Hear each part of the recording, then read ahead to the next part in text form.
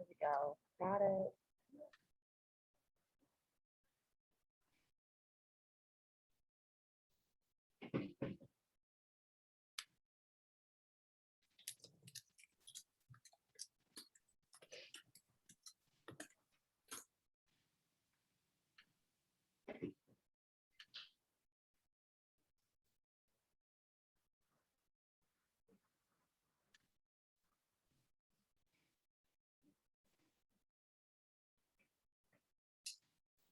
Right.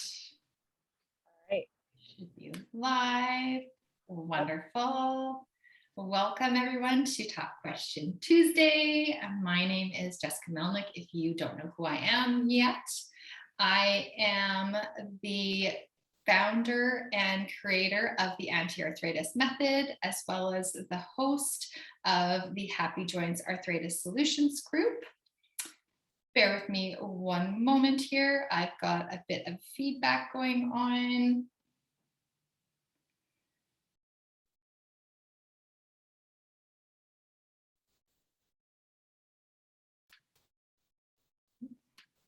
Are you echoing, Jessica? Yes, I was echoing. Okay, I think we're good now. Perfect.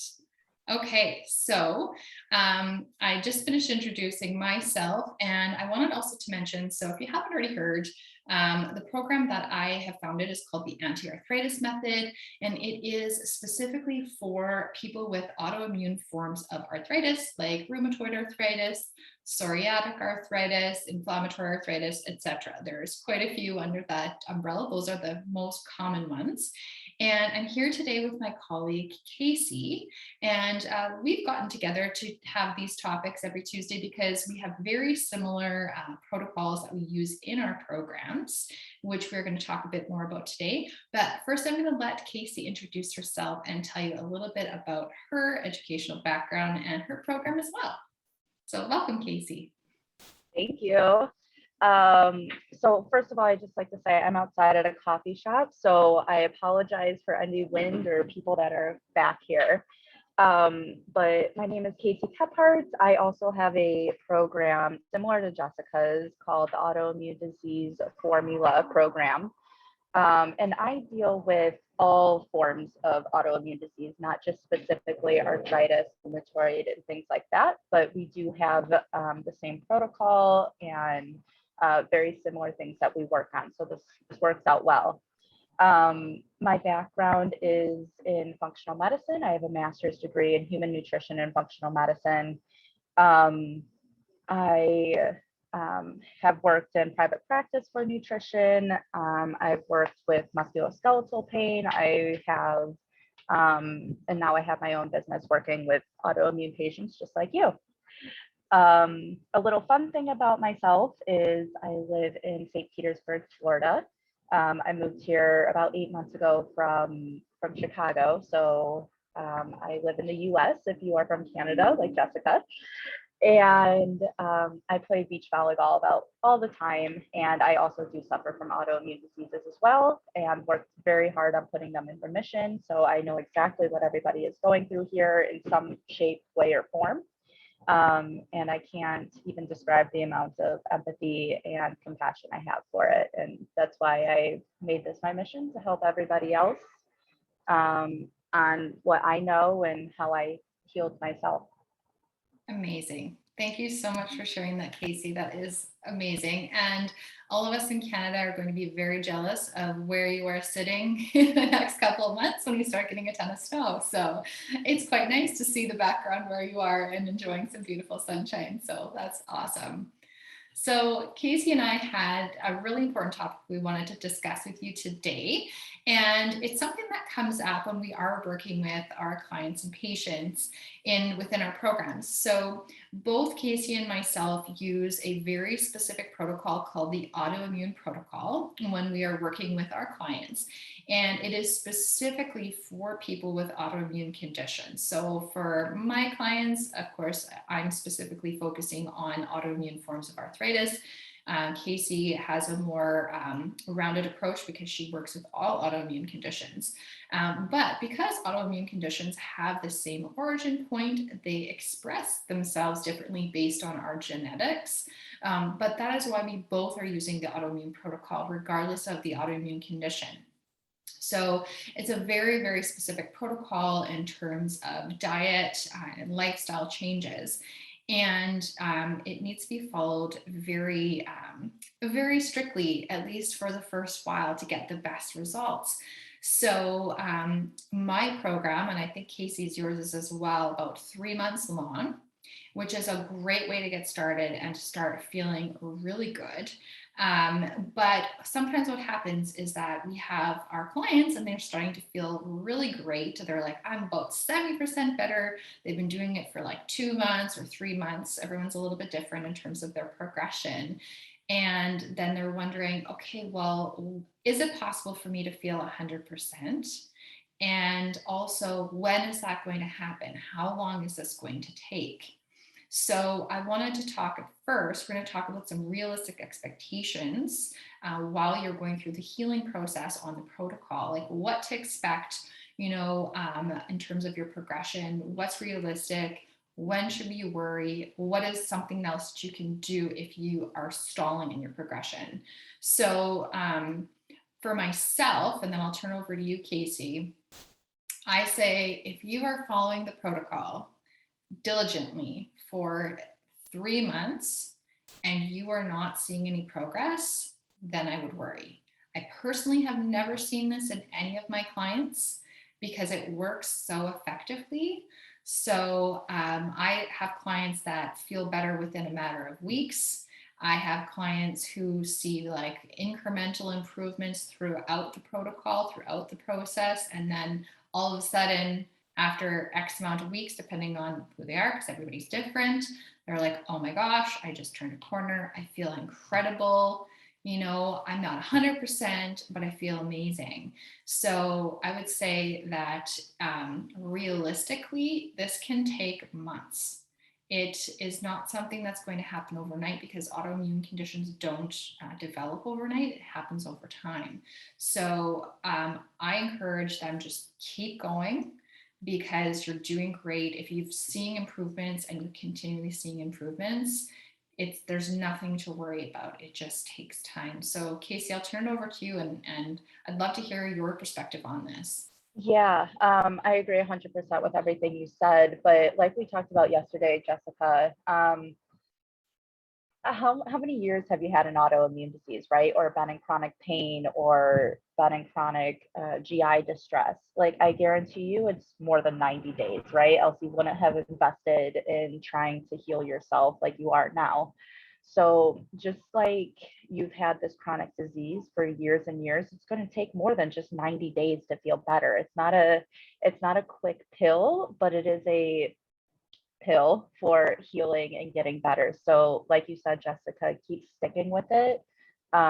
Keep working on your mindset towards this elimination diet and just keep thinking that this is temporary, right? Like you are going to start feeling better, but you need to still put in the work for it. There's one thing else I wanted to say and I totally lost my train of thought with that, but keep going.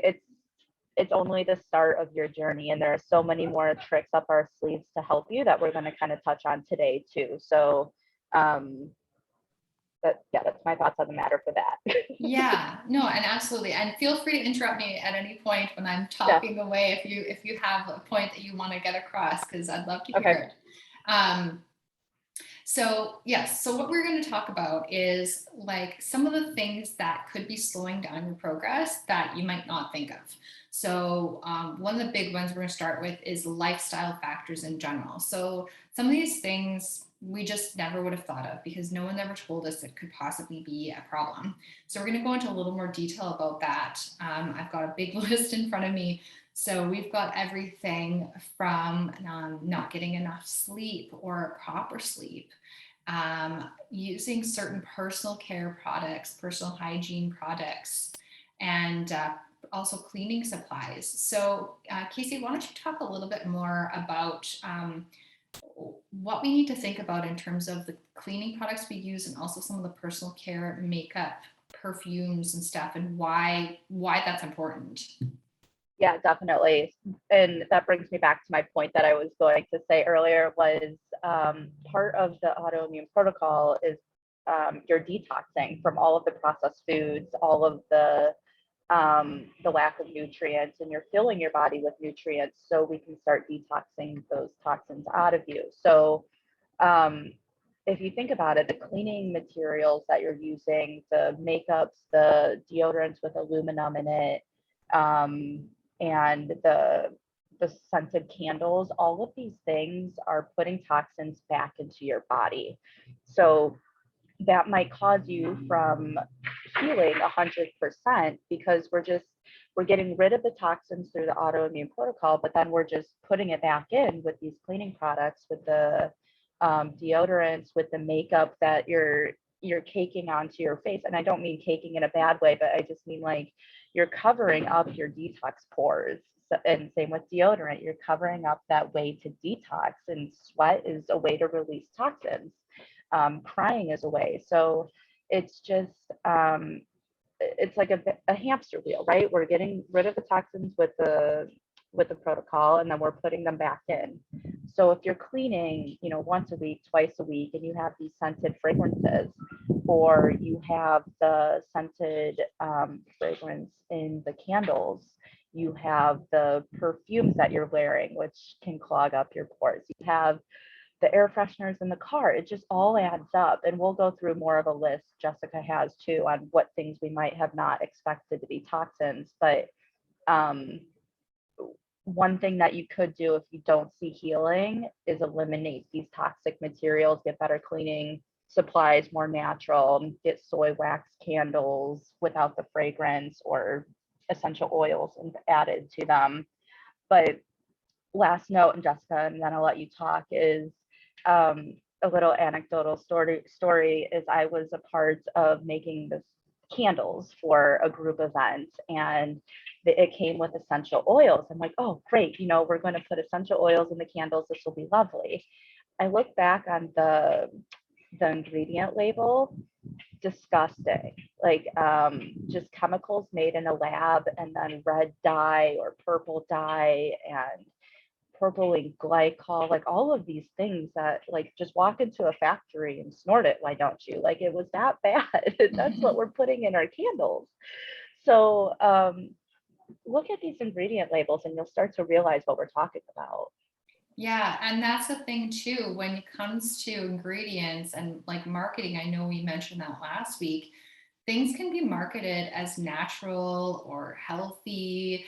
And then if you look at the ingredients labels, you probably won't even recognize what half the stuff is because there's so many chemicals in there.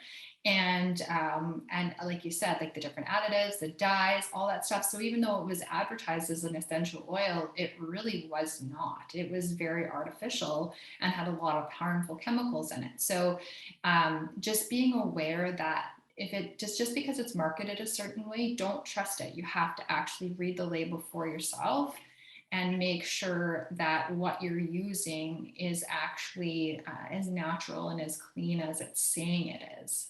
And that goes for everything, right? Like a food ingredient label, which I'm sure you touch on to look at those ingredient labels for even the club soda that you're drinking, could have additives in it. Your candles, your cleaning products, your trash bags are filled with nasty chemicals as well, especially the scented ones. Literally everything you put on your body or in your environment, just look at the label and you'll really start to realize like, wow, maybe this could be another factor of why I'm not 100%, but I'm 70%. So all of the things, like we can only do so much with diet, right? We can make you feel 70 to 80% better, but there's always going to be that little chunk that you need to adjust in your lifestyle that's going to put you over that threshold to start feeling better. And one of those things is check the ingredient label and non-food things now too. Yes, absolutely. And I know too, I've talked with my clients as well about the importance of checking food labels.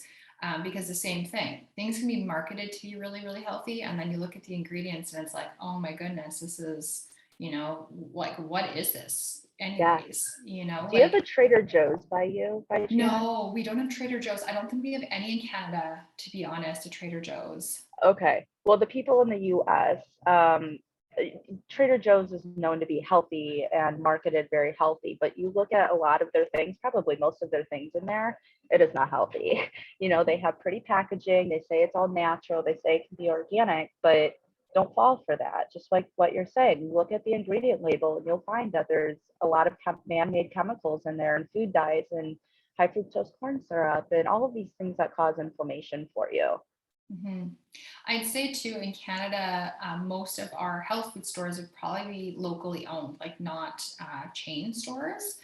And even in there, like you go looking around and they have amazing products, but then they also have what I call like the healthy junk food, because you look at the labels and a lot of people think too, it's like, oh, it's gluten free, and it's organic, so it must be okay. But then you look at the ingredients and it's got a whole list of things that aren't like Autoimmune Protocol compliant or that aren't healthy at all. So, it'll have things like potato starches and rice starches. A lot of gluten-free flours have that. And that's not to say that maybe down the road you can tolerate some of those things. But if you are following the Autoimmune Protocol and you want to feel your best, you need to make sure that what you're eating is keeping those things out of the diet, like out of your diet. Oh, and corn is also a sneaky one too. It shows up in everything. Yeah. Yes. And that's kind of going back to last week too, right? Is that it doesn't mean that it's not healthy for you, for the average person who doesn't have an autoimmune disease, but that's saying that you need to be extra aware of these things and keep an eye on it. Yeah, because absolutely. It's not healthy for us right now, at least. Mm-hmm. Absolutely. And you want to give yourself the best chance possible, especially if you're investing your time and your energy into doing this. And I know everyone that I see in terms of my clients, they're at a place, they're just sick and tired of feeling terrible, Yeah. and Yeah. it's impacting every aspect of their life, with their ability to work, their ability to even just do basic things around the house, and their ability to have fun and enjoy life. So there's those reasons that are so much more important, and those reasons why we want to, be as diligent as we can. Exactly. Do you want to do a little more from the list on what could be considered toxic that we don't think about? And then well, I know we talked a bit about like the personal care products, like makeups, perfumes, cleaning supplies. You could have everything from like shampoo, lotion, air fresheners, candles, perfumes. I said makeup, I believe. One thing I did want to say about perfumes that I didn't know until a few years ago, that I think is really important for people to know in general, is that perfumes have phthalates in them that are hormone disruptors. So I had no idea. Like, that just blew my mind. So and I, don't get me wrong, like I loved perfume. Like I used to have a few different bottles that I had spent quite a bit of money on that I absolutely loved. And I like things that smell good. But when I found out that it was actually interfering with my natural body's like hormonal processes, that was pretty scary to think that something can do that. So no more artificial perfumes for me. And it's just things that come from natural essential oils. And I do believe it makes a huge difference. Lifestyle factors. I know we were going to talk a little bit more about maybe some examples from our own lives of where we were, having some lifestyle factors that were interfering in our autoimmune conditions. I know I told you, Casey, about a story of when I was my sickest, and the lifestyle factors that came into play there was not just like eating the wrong diet for me. I was eating what most people would consider an extremely healthy diet at the time. I was eating mostly vegan, but I was also eating things like tomatoes and bell peppers and lentils and chickpeas on a daily basis. And I had no idea that could be affecting me in any ways. And because it was super, healthy, nutritious food, right? So it wasn't until later how I learned how those things actually can really interfere in terms of my health. And Yeah, so that was one of those things that was really interfering. So not just my diet, but also my stress level at that time. You know, some of my clients will know this, but I was going through a divorce and a career change and went back to school all at the same time. So I was working full time and I was studying in the evenings and the weekends, and I was not getting enough sleep. And it was, of course, a super stressful time in my life, like major changes. Oh, and I also had moved cities on top of all that. So I know there's different stress scales out there that you can take and quizzes in terms of like the impact that those things have on your life. And mine was like through the roof at the time. I felt like I was coping the best that I could and staying sane, but my body was falling apart as a result. So I may have looked like I was holding it together, but like my body was like, no, this is too much. So that's an example, my example of like lifestyle factors really hurting me. Yeah, I'd like to unpack that a little bit just for the people listening too, is that, so you were going through a divorce, right? Super stressful on your body, and stress increases inflammation. We'll talk about that soon too. You were going to school and studying and not getting enough sleep. So you're not giving your brain a rest. You're not giving your body a rest with lack of sleep. What was the other thing again? You were going to school. Oh, to move cities. You move cities. So now your supports are farther away from you. So lack of community increases stress. It kind of decreases our happiness and laughter. And you don't have that routine anymore, which is safe. And you have a lot of unknowing, which increases your stress as well, which is increasing your inflammation, let alone traveling increases inflammation just alone. So if you put, I'm sure there's many more factors that I'm not thinking of on the spot right now too, but if you just put all of those three things together and having what we call an unhealthy diet for an autoimmune patient, yeah, you're going to break down, your body's going to break down. And now you're like, well, shoot, what am I doing to myself? How do I fix myself? Your moods are going to go, you're going to start having joint pain. You know, for everybody in Jessica's group, you're going to start having rashes, you're having stomach aches and bowel irregulation, literally everything. So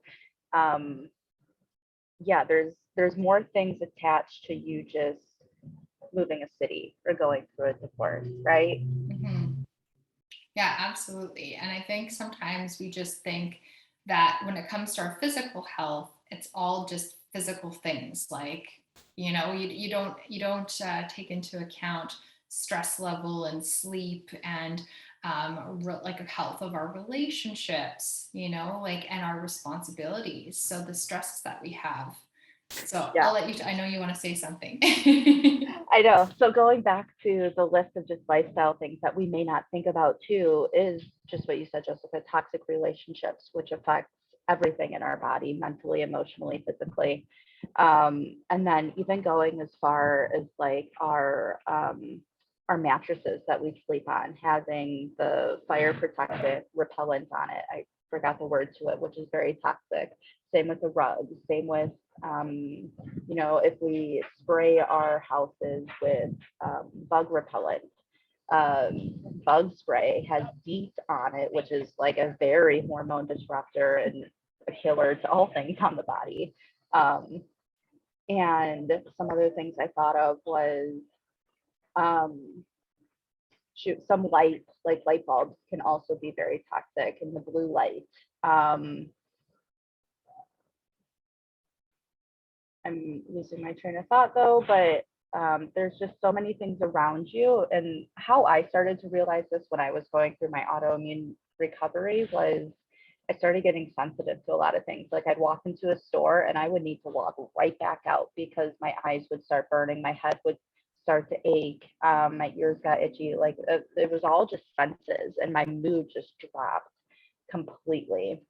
And I started to realize, well, there's a lot of candles in this store. There's a lot of scents, right? Anything with a perfume in it can cause inflammation.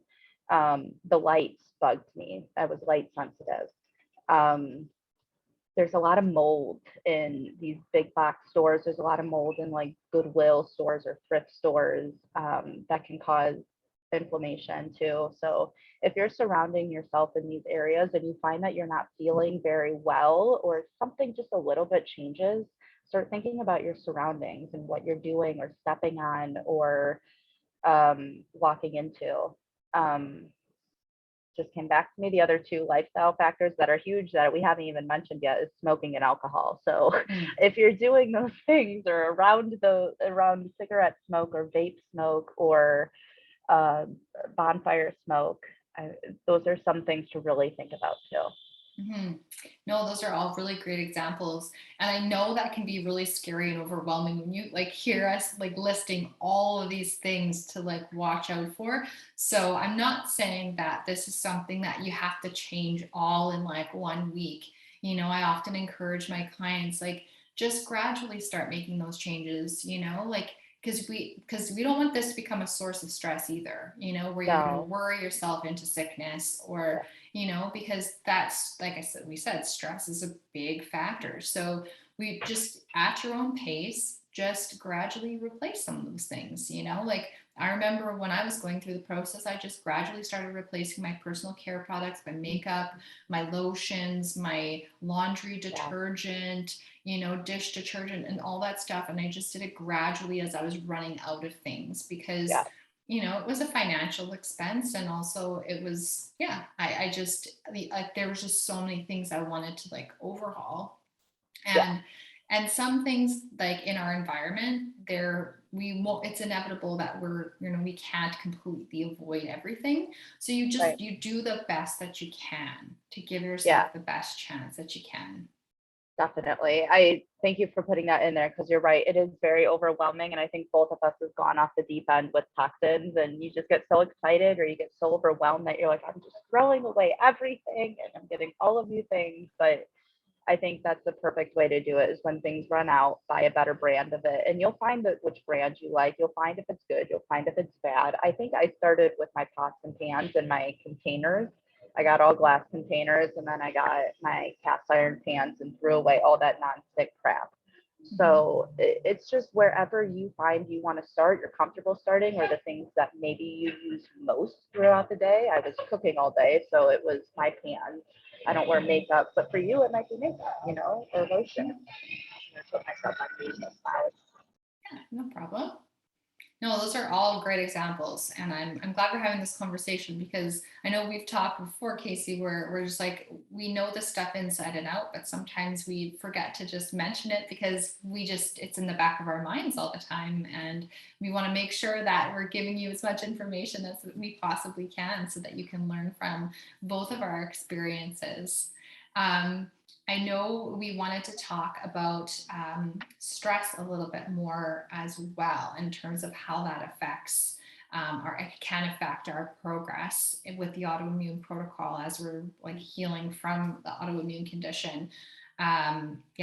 Huge list. I'm going to we've talked about a couple in lifestyle factors, but I'm going to list some, Casey, and then we'll break some of those down in a little bit more detail. So I did mention sleep, quality sleep, enough sleep. Usually when you have an autoimmune condition, you require more sleep. And when you are going through a healing process, you require more sleep. I know there's times where I've needed at least 9 hours of sleep a night, depending on how I feel. And I know that's not necessarily feasible for everybody, but if you can in some way tweak your life to account for more time to sleep, then very, very important. That's when our body is replenishing itself. It's when it's healing. It's when it's detoxing, you know, so sleep is super, super important. And especially because fatigue is such a hallmark of autoimmune conditions, you know, it's just that exhaustion. And it's not going to be like that forever, but it's a process. You have to be gentle with yourself and give yourself that space and that time. Things like taking into account work stress, family stress. Maybe you have young children, or maybe you are looking after an aging parent and or helping adult children, you know, depending on what life stage you're in, like, you know, examining like what's happening in terms of your life stage and your family and like things that are your responsibility or that you think are your responsibility. I know this is this may be stereotypical, and I'm speaking in generalities, but women in general, we take on so much. We're kind of, in our culture to, we're socialized to be caregivers. So we're typically looking after everybody else first and often putting ourselves last and putting our needs kind of at the bottom of the priority pile. And I'm just saying that we need to make ourselves up at the top of the list. Yeah. And the thing I like saying for that, to remind myself, because I get caught in this loop too, of like, I need to take care of everybody else's feelings. I need to, do whatever for everybody else, is that it's not selfish to take care of yourself. And if you can't take care of yourself 100%, how are you going to take care of somebody else 100%? So we do this, I mean, Jessica, I'm speaking for you, but I'm sure we do this in our businesses too. Like when we're not feeling well, and we're stressed and there's so many things going on, we need to step back even and just say, we're going to take care of ourselves. And so then we're able to take care of you 100% too. So just take home, it is not selfish to put yourself first for your health and for your family and friends and all of that.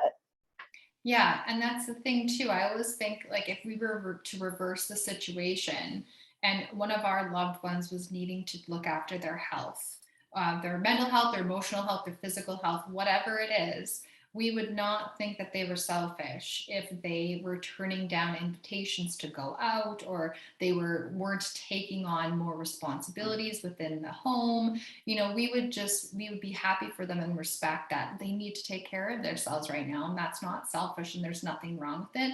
But we often forget to give ourselves that grace, and and that realize it's not selfish to look after ourselves. And it's completely okay to take care of our needs. We deserve to have our needs met and to be healthy and well. It's not a selfish thing to want to have a body that's functioning properly and to feel good. And so I don't know, sometimes I feel like I need to give people that permission. I need to give myself that permission sometimes. So I think it's just a really good reminder to remember that we are just as valuable as the people that we love and that we look after. And it's I like how you put that. Yeah, exactly. Couple other things here. I know we have such a long list. We could go on forever. So we talked about proper sleep, looking at our work stress, like within our family, toxic relationships, unresolved traumas that we might have.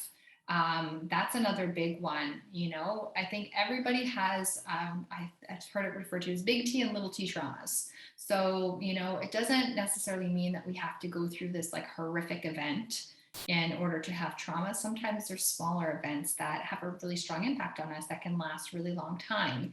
And our bodies hold on to that if we don't, learn how to release it and get rid of it. Yeah, it's chronic stress. Chronic stress, just like a chronic disease, causes inflammation. And I know you probably don't feel it, but it's coming out in ways that you don't feel the inflammation, maybe. Like you not getting 100% better, or your mood or things like that. So just remember, and I'm trying to just tie this all together for us, is that anything that is stressful in your life, mainly chronic stress that does not go away very soon, is a chronic inflammatory. So you'll want to like put those at bay. You'll want to at least try to work on them every day through maybe meditation, maybe therapy is the outlet I use every week. Venting to a friend or a family member, listening to happy music, having positive thoughts, gratefulness. I mean, whatever you use, just make sure that you're doing something to decrease this inflammation and try to decrease that stress as much as you can. At least I know when I get in an autoimmune flare, I think back to why this is happening. It could be food, but most likely it is always 100% stress. Anything stressful going on in my life. So it is the main causer of an autoimmune disease, just in general, to turn on those genes. Mm-hmm. Yeah, absolutely. So like when we think about it, it's like we get headaches when we're stressed out. So, why wouldn't our body and our joint pain or our autoimmune condition flare up if we are under a state of chronic stress? Right. It has to go somewhere. Exactly. And how I describe it in my program is, think of an overworked nurse, let's say. Let's say she just did a 12-hour shift and now they're asking her to do another 12-hour shift on top of it. You're going to start making mistakes, right? You're going to start being fatigued. You're going to give the wrong medication. And, God forbid, hopefully none of this ever happens, but I'm sure it does. But this is what happens in our bodies too. Our antibodies get tired. Our immune system gets tired and weak, and it starts making mistakes, and it starts tagging certain food products inside certain food proteins inside our body that we're digesting as harmful and foreign. And that's why we get these food sensitivities or this inflammation or these rashes or joint pain, things like that, is because our body is making a mistake. Body is making a mistake because we're not treating it right. We're not giving it the right foods. We're not sleeping. We're too stressed out, and it's tired, honestly. So that might be a good way to look at it too. You need to take care of yourself so your body doesn't make mistakes like an overworked shift worker. No, that's a great analogy. I love that. Yeah, and I think too, with my clients that I work with, I start them off with looking at the reasons why they're doing this in the first place. How is this going to improve their lives and the lives of the other people around them? Because I know sometimes people are like, well, I can't just do this for myself. It has to benefit, other people around me and the people that I care about. And yes, it will. But it's also, now I'm losing my train of thought. It's also, this is my point, is giving yourself permission to look after you and to take that time you need to de-stress. I know one of my lovely clients said to me, she's like, we talked about the whole like taking time for yourself and self-care. And I said, just 10 minutes a day, just start with 10 minutes. If that's all that you can muster up, just 10 minutes. And she came back to me weeks later and was like, that really made the difference. She's like, I just wasn't taking any time for myself. And I said, like, it's necessary, like even just 10 minutes, like I'm giving you permission, but you need to give yourself permission to take that time so that you can get better. Yeah, self-compassion is something that I've really had to learn too, and giving myself grace and just permission, like you said. So what I like is, before I even touch my phone in the morning or look at my phone, because that causes me anxiety, I take a couple of deep breaths. I practice some gratefulness and try to just get my mind on the right track beforehand. And that's my me time. I mean, I live alone. I have a lot of me time at home, but that's my time just to like de-stress from what is going to go on in a day. And if nothing else, I have that 5 to 10 minutes in the morning to prepare and for myself, if that makes any sense. Yeah, absolutely. And that looks a little bit different for everybody. I know for me, I love watching cheesy romantic comedy shows. So I make a point of watching a show that I like once a day. And that's something I do for myself. And I used to feel guilty if I was like, oh my gosh, like I'm taking an hour out of my day or half an hour of my day and I'm not working, I'm not being productive. But it's necessary. It's necessary. So you have to have something that you like that brings you joy. Exactly. And so going back to the list of other stressors, I have a couple in my mind that are just circulating in there. And some things we might not think about that are stressors, but could be affecting your autoimmune disease is, let's say you're going to law school, right? And you're trying to study for the bar exam. That's chronic stress. That's a long time. You have a new puppy and it keeps peeing on the rug. Like, that's chronic stress. That can flare an autoimmune disease. You have unresolved road rage. That can increase your stress and your autoimmune disease. You have a sick parent that keeps texting you. You have a boyfriend that nags at you every day, or a husband, or you have kids with autism, or your 12 different sports that you're driving them to, or I don't know, there's so many other things, but I would recommend just taking a list of your day and what happened, maybe what changed your mood, what ticked you off, whatever you want to, just write a list. I would do it maybe for 5 to 7 days and see out of those things what you can help resolve or how you can help manage that stress. Maybe you can't get rid of it, but you can definitely help how you react to it, because that's 100% on you and nobody else. And it's 100% doable. Mm-hmm. Yeah, absolutely. Absolutely. Those are really great examples. Like you said, things that we often don't think about because they're just always there. It's kind of just in the back of your mind. And yeah, but just being aware of it. And like you said, assessing your lifestyle, so not just the food. We talked about looking at our food a little bit more closely, looking at our personal care products, our cleaning products, our makeup, all that kind of stuff, our house care products, and assessing what's possibly in those, but then also taking a look at the stress in our life and the different aspects of our life that can be contributing to our stress, and taking an inventory and making a plan to reduce some of that. Obviously, stress is inevitable. There's nothing we can do to completely get away from it, because as long as we're living, there's going to be some type of stress.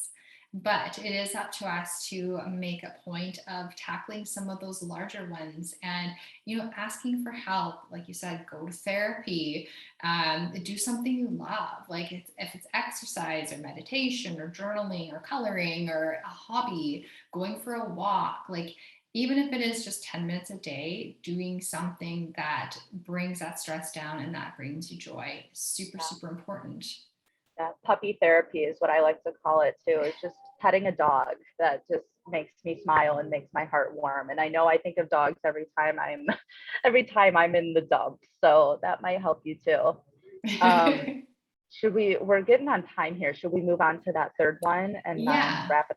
Okay. Absolutely. So this is basically after we went through a whole bunch of things that you can look into if you're feeling like you're not progressing as quickly as you'd like to, just to look into see if there's things that you can improve on. But we also, if it's been months and you're at a plateau, or you're just taking like way too many steps back, if this is something you're running into, there are other things that you can look into, like seeing a functional medicine doctor for tests, or a holistic doctor, or a naturopathic doctor to get various tests that are medical that you can look into, that will give you some more insight. So things that not your general practitioner doctor will be able to sorry, I'm losing the word.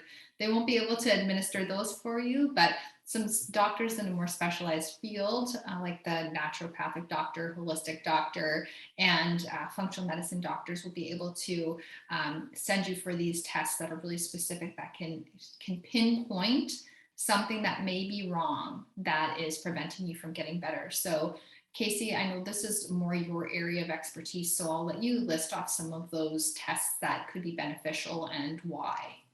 Yeah, so with an autoimmune disease comes a lot of different, lack of a better word, issues, right? It's not just our food, but there's toxins inside of us that we already talked about, but a lot of things that can hinder us healing 100%, that food might not be able to heal 100% either, is mold. You live in an old house, you live in, let's say, Austin, Texas, which is very moldy, your job, your workplace, a lot of things can have molds in it other than just your bread at home, which I hope you're not eating. And then, so we have molds, and then we have Lyme's disease, which can also hide very well in our bodies, which can also cause arthritis and bone ache and joint pain and all of that stuff. So getting tested for Lyme's disease if you haven't already. Candida, so overgrowth of yeast, and that comes from a lot of carbohydrates and things like that. So that can hinder our healing. Heavy metals. I know we've talked a lot about toxins today, but a heavy metal toxin burden can really make a lot of symptoms happen in our body. So joint pain, I mean, literally everything that you feel in an autoimmune disease, heavy metal burden can do that too. You're probably wondering maybe what is a heavy metal? So the aluminum in your deodorants, the lead in your paints, maybe if you live in an old house, the mercury in our fish that we eat, if you're not being careful with that. arsenic in rice and brown rice especially. So those are the top four. Fluoride. So if you're using fluoride toothpaste, you can have a heavy dosage of that too. And then SIBO would probably be the last one. That's a really, it's very prevalent actually, but it's also, what's the word I'm looking for? Very not noticeable, but like you have a lot of GI distress, you have a lot of, gas, bloating, and bowel issues. So you're going to know something is wrong if you have SIBO, and that might be the cause of that. So go get that tested out. It's a whole process to get that tested out, but it's definitely worth it if that's what you think you have. So moral of the story is there's other underlying factors that could be going on with your autoimmune disease that is hindering your progress. It would be more than likely the same protocol that you're doing right now. And I would actually encourage you to keep up this AIP if you do have those things, because it is going to be the least inflammatory for you and the most detoxing. But there is things that we would need to add on for that. Last thing, and then I'll stop talking, that I forgot is food sensitivities. So if you are still finding out that you, after the 90 days, 3 months that you go through our protocol, that you're still not feeling right, you're still having some indigestion, gas, bloating, everything else that can go around the sun with food allergies, that might be something to test too. And I know I can do that, but a lot of things, random foods can cause us distress, and we need to eliminate that for either 6 weeks or 6 months, and we can start to reintroduce them back in again. But that would definitely help your healing if you got a food sensitivity test, so you know what is causing inflammation in your body. Yeah, no, that's a great point, because there's sometimes, even if you are following the autoimmune protocol diligently, there can still be foods on there that you are sensitive to. Yeah. It's possible. And that's just from the overworked shift workers story that I talked about. It's just tagging these random foods, and you need to give your body a break from that. Yeah, exactly. Well, thank you so much, Casey. This was great and so informative. I'm really looking forward to doing this again with you next week and the weeks to come, because we have, like I said, we have so much information to share with you all. And yeah, we could just go on forever, as you can really guess. Right, this was a long one today. It was so much to say about this. We could have talked a lot longer about it too if we didn't rein it in. So we would love to hear your questions. And if you're listening to this on the replay, just comment on the replay. We will see your questions or comments, and we'd be happy to respond to them. And if you have other questions or topics for us for our Top Question Tuesday, let us know. Otherwise, we're just going to keep talking about things that we keep getting asked. So things that are important to you guys. So yes, I hope you enjoyed this, and we'd love to hear from you soon. And thanks again, Casey. Definitely. Thanks, guys. Yeah, definitely reach out if you have any questions. We're happy to answer them. Absolutely. All right. Well, everyone have a lovely day. Thanks again, Casey. We'll talk to you soon. Bye. Okay, bye.